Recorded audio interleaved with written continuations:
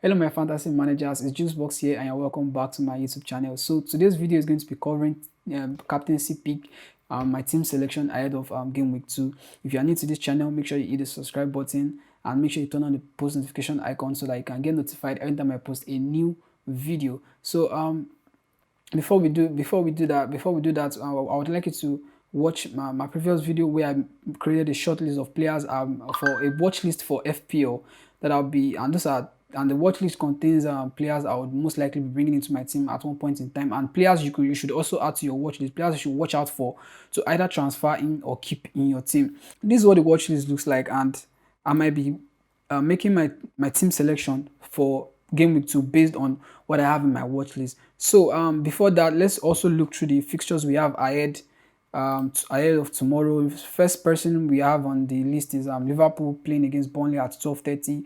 Aston Villa is playing Newcastle at home in the following match.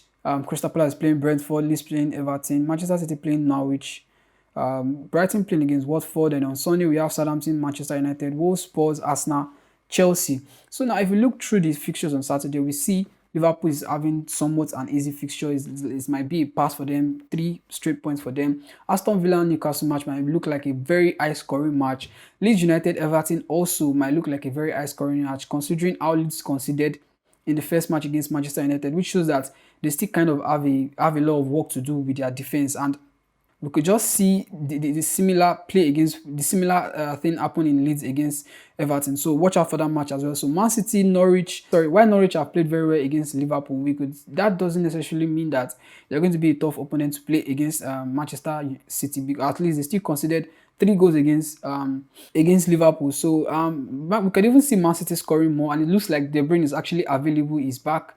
Brighton is going to be playing Watford. That match, I don't see Watford going away with this one. I think this might be a draw or Brighton even grabbing a win. But that's that. Then on Sunday, we have Southampton, Manchester United. Now, why a lot of people might underrate Southampton to play against Manchester United in this particular fixture, and everybody's like tipping Fernandes to do all the hat-trick thing again. Everybody's transferring in Manchester United players.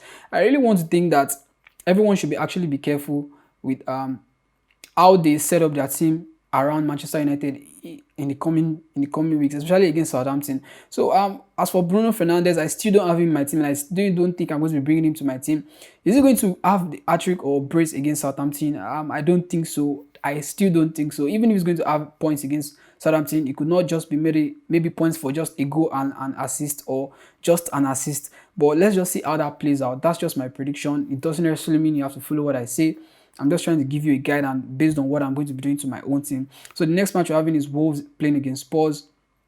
This is like Espirito playing against his former team, players who are familiar with his tactics, who he has managed in the past. And for me, I think it's going to be a tough fixture between Wolves and Spurs, and Spurs might actually find it hard to get past Wolves in this one. And if you're looking at Wolves again, I think some of their attackers are actually injured. The likes of Daniel Podence, the likes of Pedro Neto are still injured and not yet fit to play. And I'm not even sure if Raul Jimenez played in the first match. So that's that for Wolves, and that might just be the advantage Spurs might have over Wolves. They have the players, they have the team, and we might see them coming out with a win against Wolves. But until then, let's just stick around and see how the match goes. So Arsenal against Chelsea. I see Chelsea going past this one. Chelsea. I'm a Chelsea fan, so you can understand a bit of sentiment I have for that. But Chelsea also has the squad. They have that squad depth to actually beat Arsenal. But still not to underrate Arsenal. Arsenal might actually try to be try to come out with a result from this one. So I'm predicting a draw for. Okay, not exactly a draw. I think Chelsea could actually win this one. So on Monday we'll be having West Ham playing against Leicester City, and that's actually going to be a difficult fixture for both Leicester and both West Ham. Both teams are actually similarly good, and we see them having good defense also. So the match could go either way, but this is probably the match where I think a draw is the most predictable outcome here. So now let's go straight into my team. We have Martinez, Guaita, Target, Goody, Van Dijk, Tsimikas, Cody, Madison, Salah, Ward-Prowse, Son, Bailey, Iheanacho, Cavani, and Perica. So now the looking at my old squad, the only thing that might looks the only side of my squad that looks like it needs overhauling is the attack. That's I have to take out Cavani or I have to take out Perica. And now I said in my previous video that I was going to be looking at Lukaku, and I've been looking at Lukaku since after I got the news that he's back to the Premier League, and I've been waiting to buy him. And it looks like many managers have bought him already. If you look through the top transfers for the game week after game week 1. We said that Pogba was the most transferred in player, Fernandez was the second transferred in player, followed by Lukaku, then Richarlison, then Antonio. And Lukaku has not even really played anything, and everybody's already transferring him out. So that should tell you something. But still, if you're going to be making your decisions, don't make your decisions based on what everyone is doing. Don't make a decision because everybody's picking this player, you have to pick the same player too. So just try as much as possible to do your analysis, look at your team, look at what's good for you, and do what's best for you, not what you think is best for people. Okay, so if you look at the most transferred out player, Kane has been transferred out, and that's because of his Saga is not available. Madison is transferred out, Saka, Iheanacho, and Havertz. And looking at my team, looks like I have both players right in my team. I have Madison, I have Cavani, and I have Perica. These players are not available, and I don't know if I should still keep Madison in my team, but I still can't afford to even take out Madison because all I can afford to do right now is take out just one player because I have just one transfer and I have about 3 million remaining for my team. And if I'm to look through this, the most probable transfer that would have been best for me is to take out Cavani and bring in Lukaku from my watch list. And this was exactly why I actually had 3 million remaining in my balance. I was actually keeping this money so that I could bring out Cavani later in the team and bring out Lukaku. And it looks like that's just what I might be doing right now. But before that, I want to look through other players I might bring to my team.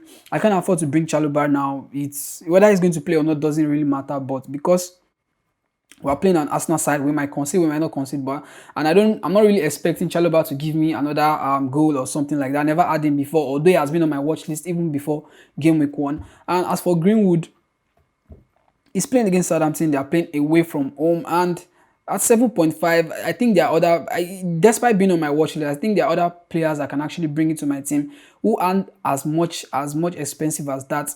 And if you look at Traore, 6 million, the second Traore was on my watch list, but got an hamstring recently. I think he got an hamstring a few days ago. That's another day after I made my watch list. So he's expected to be back September 11th. So definitely he's going to be going out of my watch list. And when I make a new video about that, I'm going to make you guys aware about that. So Traore, as we can see, he's playing Spurs, so it's not a good idea for me to bring in Traore now.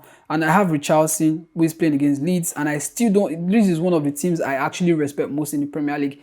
I don't underrate them. They can do and they can undo. So I don't think I might be bringing in Richarlison now. Ings, looking at Ings, Aston Villa somewhat have a good fixture, have a difficult fixture too. They lost their first match to Watford. They're playing against Newcastle, who was actually a very good side. And we might, like I said, it's going to be a high scoring match. So it could be a good idea to actually bring in Ings now. But I don't think I'm going to bring in Ings. So my pick is actually between Firmino, Toney, and Lukaku. So now, if I'm going to be taking out Luis Watford is going to be playing Crystal Palace. And this might just be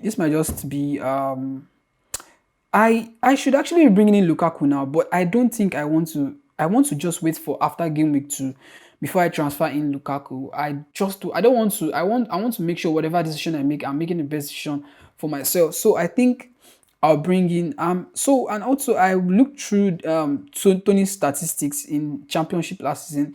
He had about 31 goals or so and had a lot of assists too. So this player is actually a player everyone should actually consider. I think I'm even going to be adding him to my watch list ahead of game week 3. So looking at his next 3 fixtures, I think sorry about that.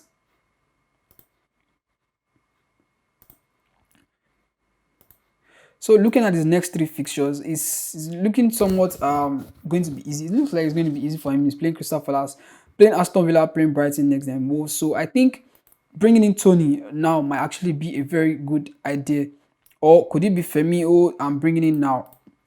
I don't want to bring Firmino now because after he plays Burnley, he's coming to play Chelsea. So that's a no-no for me. So I think I might be transferring in after Newcastle.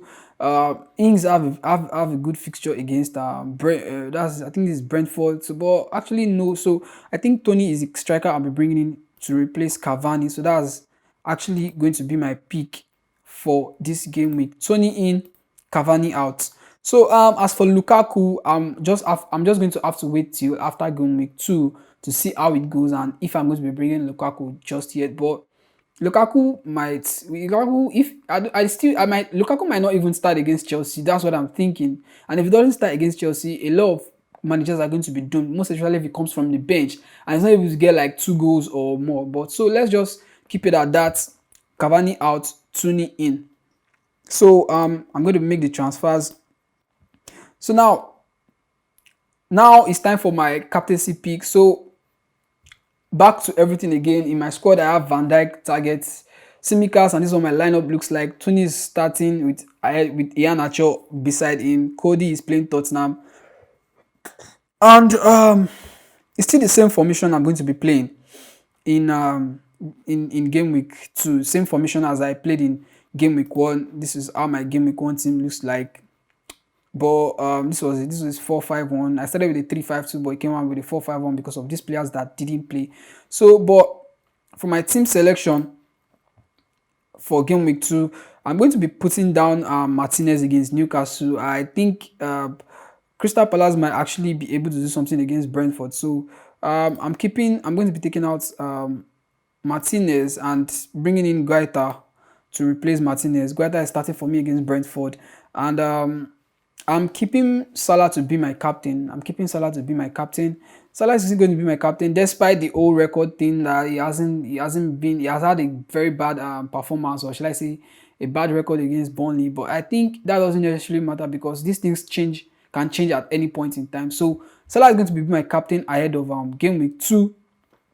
And I have Iheanacho and Tony as my vice captain. I want to captain Tony, but I don't want to risk that. You just always want to make sure you captain whoever you know that has been consistent over the period of time and who is definitely sure to depend on. So I have Bud Powers, Salah, Son, Madison, Bailey, Iheanacho, Tony, Simicas at the back, Target, and Van Dijk, then Goita. So and that's that about my team selection for game week 2. So now quickly I said something. I Salah is my captain, but also for other people who don't want to pick Salah rather, sorry, as their captain, we can also look to other players from other squads. So if you're looking to captain someone from Aston Villa, the most preferable person to captain here is still Danny Ings. Danny Ings is most likely the player that will give you a very good result. And if you look at his last match, he was able to get, even despite not having many shots on target, he had that penalty wild card with him. Was able to get a penalty. His penalty taker for Aston Villa and was able to score a penalty. So even if you don't see Ings a lot against Newcastle in front of the goal, in case they get a penalty, definitely is going to be the one to pick it and is going to score it. And it's just going to be a good captain if you're looking to captain someone from Aston Villa. So if you're looking to captain someone from Manchester City, okay, so I didn't really talk about Manchester City. I don't have a Manchester City player in my team yet. If you're looking at someone, and I think this guy is back. De Bruyne looks like he's back, but according to Fantasy Premier League, he still has an ankle injury and not exactly back yet. But these things happen. You can just come in the next match and see that he's playing. But if you're looking to captain someone from Manchester City, I would think you should go for either Mahrez or Grealish. Mahrez at 9 million, Grealish at 8 points. Grealish at 8 million. So I think you should actually go for Mahrez or Grealish. They will be very good captaincy picks for Manchester City, and they're playing against Norwich, which is actually going to be an easy fixture for them. We could see them take 3 or 4 or 5 past Norwich. So next on the list, if you're looking to captain someone from Chelsea, of course, is yours truly, no other than Lukaku. Lukaku is actually the best person if you're going to captain, but if you're not very sure about Lukaku starting, you don't want to captain Warner, is not sure to give you that performance you're looking for, you can actually look at Havertz. Since Pulisic is injured, or should I say he has an illness, he's not going to be playing tomorrow against Arsenal. And we see other captaincy picks. Ziyech looks doubtful. He has a shoulder injury. He might play, he might not play. So definitely, Havertz is actually going to be a good captain pick rather, sorry, from Chelsea. And if you look further, we could look at Everton. If you're looking at Everton, you can actually use Richarlison or Calvert-Lewin as your captain. It will be no Townsend, no Doucouré, no, just make sure it's either Richarlison or Calvert-Lewin. So which other teams are we looking at? We're looking at Liverpool. So looking at Liverpool is no one other than Firmino, Salah, and Mane. And Firmino, Salah, Mane. If you're going to be ignoring the old record thing that Salah has against Burnley, definitely captain Salah. But if you really don't want to captain Salah, you want to go by what the record says, Jota could be a good pick, but Jota is always a gamble as long as Firmino is in that team. So you might just want to look to picking Mane as your captain from Liverpool. So what other teams are we looking at here? So West Ham, yeah, we didn't really talk about West Ham. West Ham had a good performance in game week 1. So if you're looking to captain someone from West Ham, you should look at Benrahma. He's a very good guy. I've been following Benrahma since when he was in Brentford in Championship, since when he came to Premier League last season in January. So Benrahma is actually a good pick. If you don't want to go for Benrahma, you know the captain already, you go for Antonio. One of these two make the list for captain. So I think that's enough. That's that about my team selection, captaincy pick, and team review for game week 2. Do make sure to hit the subscribe button like I said earlier. Turn on the post notification icon. And if there's any question you have about Fantasy Premier League that you want me to help you with, probably with your team or something, or just want to interact with me, please leave your comments in the comment section below. Thank you, and I wish you good luck in your Fantasy Premier League ahead of game week 2 and beyond. Peace.